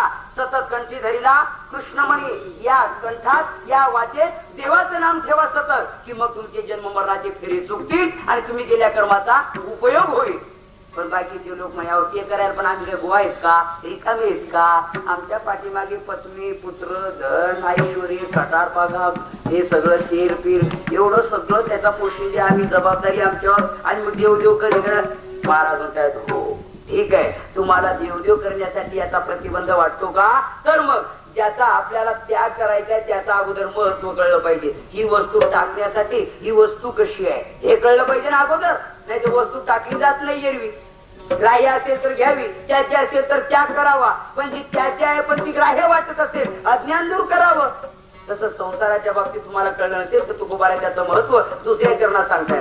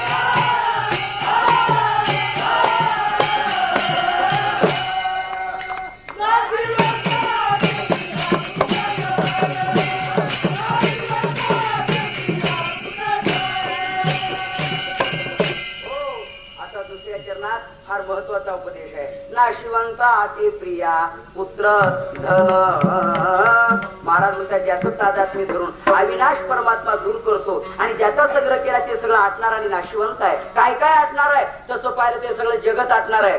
त्याचं वेदांती कारण मी नंतर सांगेल तुम्हाला. पण त्यातल्या प्रमुख 3 गोष्टी सांगितल्यात. नाशिवंत स्त्री आटी, नाशिवंत पुत्र आटी आणि नाशिवंत धन आटी. धन नाशिवंत आहे, आपल्याजवळ कायम टिकून राहतं का?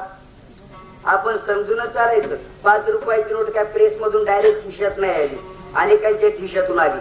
तिची ट्रान्सफर एंट्री होत आली आतापर्यंत. शेवटी तसं समजून चालायचं. आपल्याही खिशातून कोणाच्या तरी ती खिशात जाणारच आहे. बर, तुम्ही त्या धनाला मिठी मारून बसले तर मिठी तशीच राहते, ते मधूनच जाते. आजकाल होतो शेतकऱ्याने फार सुंदर उदाहरण सांगितलं. हाती कौट खाताना सगट खातून दुसऱ्या दिवशी टाकताना पूर्ण टाकतो, पण कवटी फोडून बघितली तर कवटी तशी राहते, पण फोडून बघितलं तर घर मात्र नसतो. मग वरची कवटी तशीच राहून त्यातला घर गेला कसा, हातीच्या भोक्तृत्व शक्तीचा तो परिणाम आहे. तस कवटी तशीच घर जातो. तसं प्रारब्ध प्रतिकूल झाल्यावर त्याला मिठी जरी मारली, मिठी तशीच राहते आणि ते मधूनच जात. मग धन नाशिवंत आटणार आहे. या धनाचा न धरी विश्वास जैसी तरुवर छाया, या याची न तुझे मग तो भोगशील काया. हरिभजनाविन तुझे जन्मजाती वाया, या लागी श्री हरीच्या तू चिंती पारे पाया. संत महात्मे म्हणतात याचा विश्वास धरू नको, हे विश्वासार्ह नाही. बर, विश्वास पात्र नाही, सोडून द्या. धन आटणार आहे, नाशिवंत आहे. आतापर्यंत विश्वजित यज्ञ केल्यानंतर रघुराजांना देखील दरिद्री आली होती, तर तुमचा आमचा प्रश्न सोडा. मोठे मोठे ऐश्वर संपन्न पण धन गेलं तेव्हा तुमचा आमचा प्रश्न सोडा. आपला तर 31 तारखेच्या अगोदरच पगार संपतो. 2-4 दिवस दुसऱ्याचे पैसे घेऊन टाइमपास करावा लागतो. तो प्रश्न सोडा. बर, पण मोठा ऐश्वर्य ज्यांचं होतं त्यांचा ऐश्वर्य नाशिवंत धन आहे. बर, पुत्र नाशिवंताने आटणारा भाग आहे. तुम्ही बघा, एक भागवतातली ओवी सांगतो. पिता देखता पुत्र बरे, पुत्र देखोनी पिता झुरे, काळे काळे अवघे सरे कोणी नुरे क्रियसी. एकनाथ महाराज म्हणतात पित्याच्या समोर पुत्र मरतो तरी पण पिता त्याला काही करू शकत. अहो, तुमचा आमचा प्रश्न सोडा, तुम्ही आम्ही मरकेच आहोत. परंतु मोठ्यांचं उदाहरण घ्या. भगवान कृष्णासारखा ज्यांना मामा होता आणि शंकर परमात्म्याचा पराभव करण्यात त्या धनुधारी विद्येत निष्णात असणारा अर्जुनासारखा बाप होता. असा कोण पुत्र? हा, अर्जुन म्हणता तुम्ही. अभिमन्यू असं लक्ष ठेवता. पोरांचं उदाहरण आल्यावर तरी पोरांनी लक्षात ठेवता. वीर अभिमन्यू. पण अशाही अभिमन्यूला रणभूमीत प्राण सोडावा लागला. अर्जुन पाहतोय आणि त्याचा गतप्राण होतोय मुलगा. म्हणजे पिता देखता पुत्र मरे. बर, त्रिलोक विजेता रावण, 33 कोटी देवांना बंदिस्त करणारा, 9 ग्रहांच्या पायऱ्या करणारा रावण खरा. पण इंद्रजित आपल्या समोर आपला मुलगा मरतोय, रावण डोळ्यांनी पाहतोय, काहीही करू शकला नाही. पिता देखता पुत्र मरे आणि पुत्र देखून पिता झुरे. त्याच्याकडे पाहून बापाने झुरत राहावं आणि शेवटी आपलाही प्राण करून काळे काळे अवघे कोणी नुरी. बर, मुलगा नाशिवंत आहे, पुत्र धन नाशिवंत आहे आणि स्त्री देखील नाशिवंत विषय. नाशिवंत आणि प्रिया पुत्र धन. जरा तुम्हाला यातला आपल्या भर्तृहरी नीती शतकातला स्त्री संबंधातला एक श्लोक सांगतो, भजन करा. विठाला विठाला.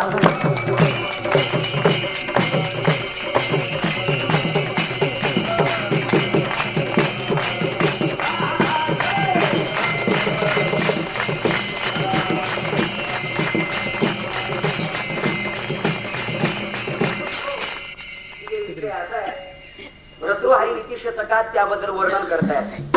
भरता यद्यपि नीतिशास्त्र निपुण, विद्वान कुलीलो युवा, दाता कर्ण सम प्रसिद्ध विभवा, शृंगार दीक्षा गुरु, स्वप्राणाधिक कल्पिता स्ववनिता, स्नेहेन संलादिता, तम कांतम प्रव्याय सैव युवती, जारम पतेम वांछते. हे पत्नीचं वर्णन केले भर्तृहरी नीती शतकामध्ये. भर्तृहरी फार सुंदर वैराग्य षटकच नावाचं ते आहे. त्यात पूर्ण वैराग्य निर्माण होईल अशा त्या गोष्टी आहेत. बर, आता इथे पत्नी आहे, पण पत्नी एखाद्या आपल्या अगोदर जाईल, नाहीतर आपल्या तरी पत्नीच्या अगोदर जावं लागेल ते काही नक्की नाही की प्रारब्धाचा भाग आहे. एखादं आपल्याला अगोदर जावं लागेल, एखादं पत्नी आपल्या अगोदर जाईल ते सांगता येत नाही. बर, नाशिवंत विषय किंबहुना हे सर्व जगतच नाशिवंत आहे. ह्या त्रोटक 3 गोष्टी सांगितल्या मी. पण तसं बघितलं तर क्षणभंगुर हा तेथील पसारा,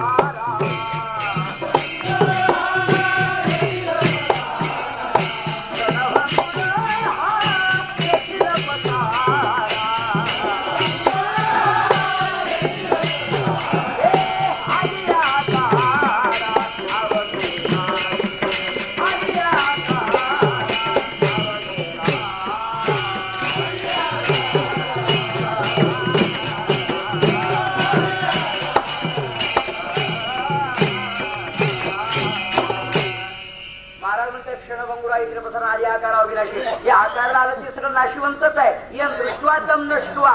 सोपं उदाहरण सांगू तुम्हाला. मडकच का फुटत? मडक ज्या मातीचं बनलंय ती माती का फुटत नाही? त्याचं सोपं उत्तर आहे, मडक मडक तरी काय, मातीला आलेला आकार त्याला नाव आहे मडक. मडक का फुटलं? मातीला आकार आला आणि आकाराला नाश आहे. मातीला का नाश नाही? माती निराकार आहे, आकार नाही, आणि म्हणून माती फुटू शकत नाही. कारण माती निराकार आहे, मडक्याला आकार आहे, आकार आहे म्हणून फुटणे नाश आहे. माती निराकार आहे म्हणून फुटणे हा नाश मातीला. तसं परमात्मा निराकार आहे, अव्यक्त निराकार नाही आकार, त्यामुळे त्याला नाश नाही. अविनाशी तू तद्विती. आपल्याला नाश का? आपल्याला आकार आहे म्हणून त्याला नाश आहे. आधी या आकारा अवघी नाशी. हे जगत आकाराला आलंय म्हणून त्याला नाश आहे. म्हणून नाशिवंत. आठी प्रिया पुत्र धन बीज ज्याचा सीनतेची फळ. महाराज पुन्हा एक आपल्याला सूचना देत आहेत. अरे ज्याचं बीज जसं असेल त्याला फळही. शर्करेचे केले आळे, बरं का मी तुला विचारतो, अशी कल्पना कर. शर्करेचे केले आळे माझी पेरीले कडू भोपळे. महाराज काय साखरेचं आळ केलं, त्याच्यात कडू भोपळ्याचं बी लावलं, भोपळे गोड येणार का कडू? शाबास, हुशार बोलला बरं. कडू येणार का? बीज भोपळ्याचं आहे, आळ साखरेचं असेल असू द्या. हे जसं आहे ना तसं बीज तैसे फळ येते वरी, किंवा आई तसे मुलं होऊ शकतात, कारण तसं कार्य होऊ शकतं. यापेक्षा जसं मूळ तशा फांद्या होऊ शकतात. या नियमाने इथे संसाराचं बीजच दुःख रूप आहे, आणि त्यामुळे संसाराला फळ कसे येणार? दुःखाचेच फळ येणार. सुखाचं फळ कधी चाखलंय कोणी? एखादा वडला का वाच, आपल्याला मात्र सुखच सुख. माणसं भेटल्यावर म्हणतात कस काय, बरं आहे का? तो म्हणतोय बरं आहे, पण खरं नाही. बरं आहे वरून वरून, पण खरं मात्र नाही. बारकावा जर बघितला तर खरं कोणाचंच नाही. बरं बरं दिसतंय ते बाहेरून दिसतंय सर्व. बर, बारकाईने बघितलं तर खरं नसतं, त्याला म्हणतात संसार. बर, महाराज म्हणतात त्याचं बीजच मुळात दुःख रूप आहे. येरती माईका दुःखाची जडिते, दुःखाची जडिते नाही आधी अंगी अवसानी. बस, वेदांत शास्त्राचा सिद्धांत असाच आहे, नाही आधी नाही अवसानी. बर, त्या ठिकाणी म्हटलेलं आहे आदौ नास्ती अंत्य नास्ती वर्तमानेपि च तथा. असा सिद्धांत वेदांत शास्त्रातला. ज्याचा जसा आधी आणि अंत असेल तसाच त्याचा मध्य म्हणजे वर्तमान समजावा.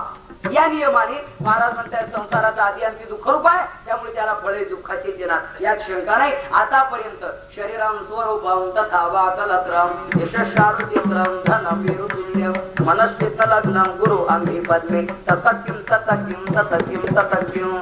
शास्त्रकारांनी प्रश्न विचारलाय. शरीरम स्वरूपम तथा कलत्रम यशस्शारुचित्रम मेरुतुल्यम धनम, या सर्व गोष्टी जरी असल्या ततकिम ततकिम ततकिम ततकिम, तरी पुढे काय पुढे काय प्रश्नचिन्ह आहे, पूर्णविराम आलेला नाही. या नियमाने संसाराला दुःख आहे, नक्की आहे. भागवतात त्याचे बरेच श्लोक आहे. असा संसार दुःख रूपी मोगा सुतम कसे धन कसे स्नेहवान जीवन दिनेशम, असा संसार आहे. महाराज म्हणतात याकरता हे समजून त्याचा त्याग करा आणि रामकंठात धरा की तुमचा जन्म मरणाचा चुकेल हेरा. असंच तुम्ही सगळे कर्म करा. आता एकदा सगळे हात वर करा. फक्त पुरुषाने आपला वेळ संपुष्टात आलेला आहे. 2 चरणाचा अर्थ 2च मिनिटात सांगून मी सेवा पूर्ण करणार आहे. काळजी करू नका. फक्त पुरुषातील तेवढ्याने सरळ परिवारात करा. ज्या स्त्रिया असतील त्यांनी वरात करू नका. पण विठोबा रुक्माई देवाचं नाव येऊ द्या तुमच्या तोंडात. आणि तुम्ही दोन्ही काम करायचे. बघा आपापल्या वार्डात कोणाचं कोणी राहिले का? नाही ना? वा वा. हा, वाजवा टाळ्या म्हणा विठोबा.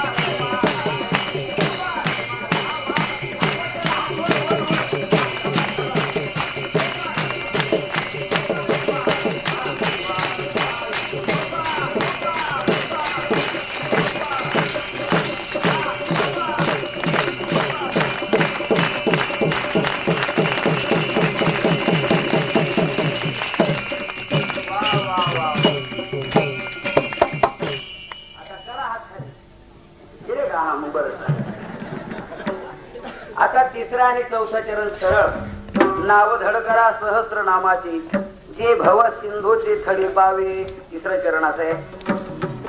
त्यातले पुन्हा महत्व सांगितले. पहिल्या चरणात काय म्हटलं? रामकंठी धरा. तुम्ही देवाचं नामचिंतन कंठात धरलं की तुमचं काम. पण तुकोबा राहिले इतकं बारकावा काढला पुन्हा. काही वेळेला हे औषध घ्या तुमचा आजार जाईल. पण पुन्हा लक्षात आलं हे औषध जर चुकीच्या पद्धतीने घेतलं तर रिॲक्शन येईल. म्हणून त्याचं जे कुपथ्य आहे ते सांगावं लागेल, त्याचं पथ्य आहे ते सांगावं लागेल.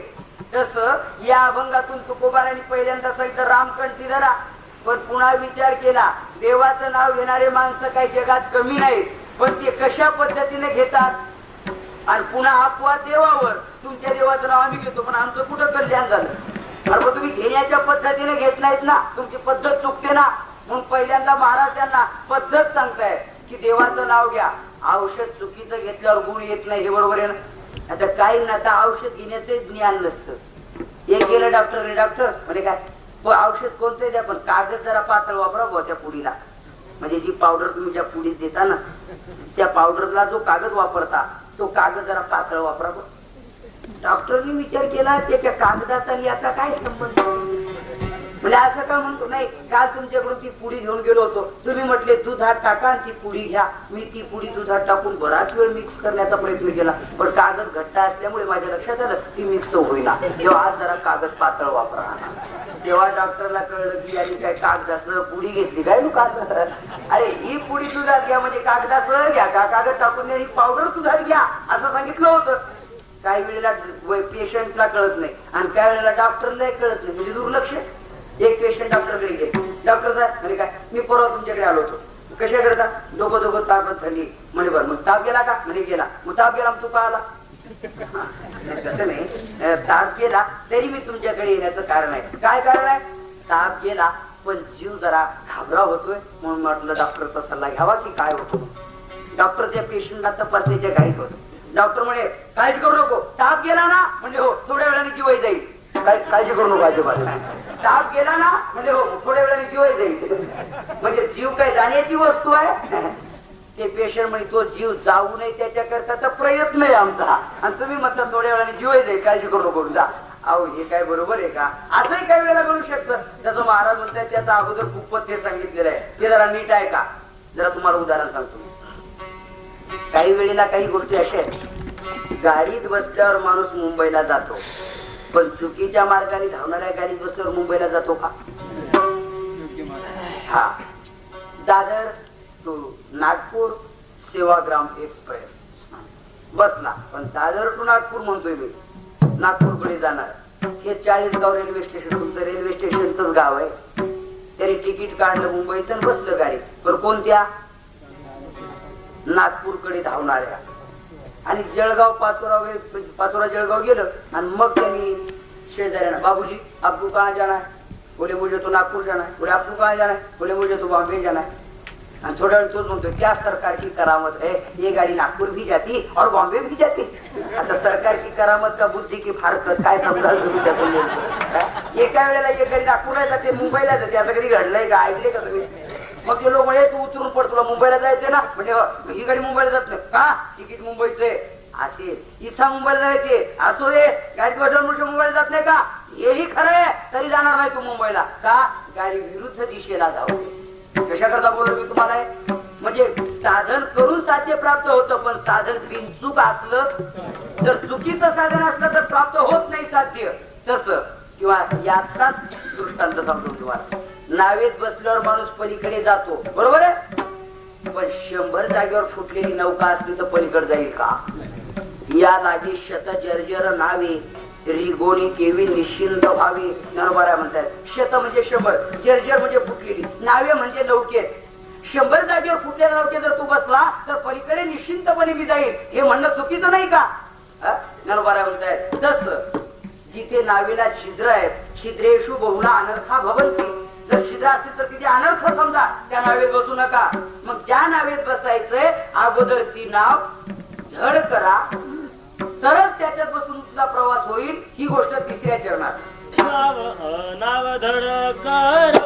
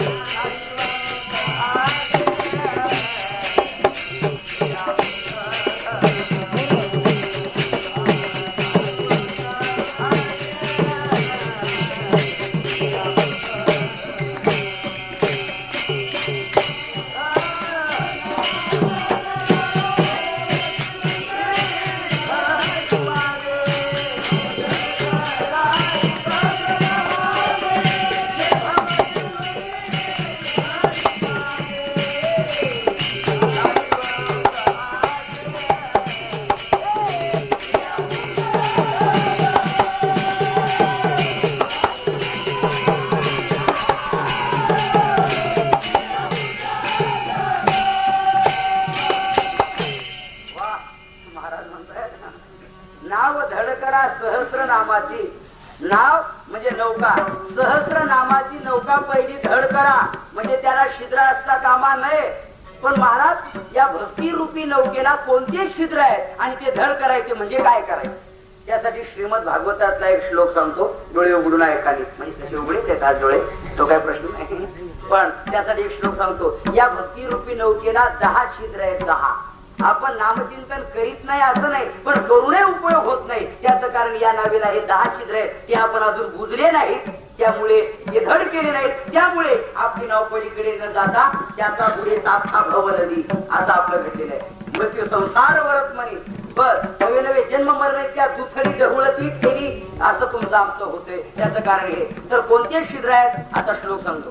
सन्निंदा सदिना वैभव कथा श्री शेषवी और भेद देहे अश्रद्धा श्रुति शास्त्र विराम नाम निर्थवाद भ्रमाः नाम आशित शास्त्र विद त्यागो धर्मांतरे साम्यम नामी जपेश्वच हरे नामापराधा दश. इथे 10 अपराध सांगितले भक्तीच्या ठिकाणी. नामाच्या ठिकाणी 10 अपराध कोणते? एकीकडे नामचिंतन चालू आहे आणि एकीकडे सन्निंदा लोकांची निंदा करायचं काम चालू.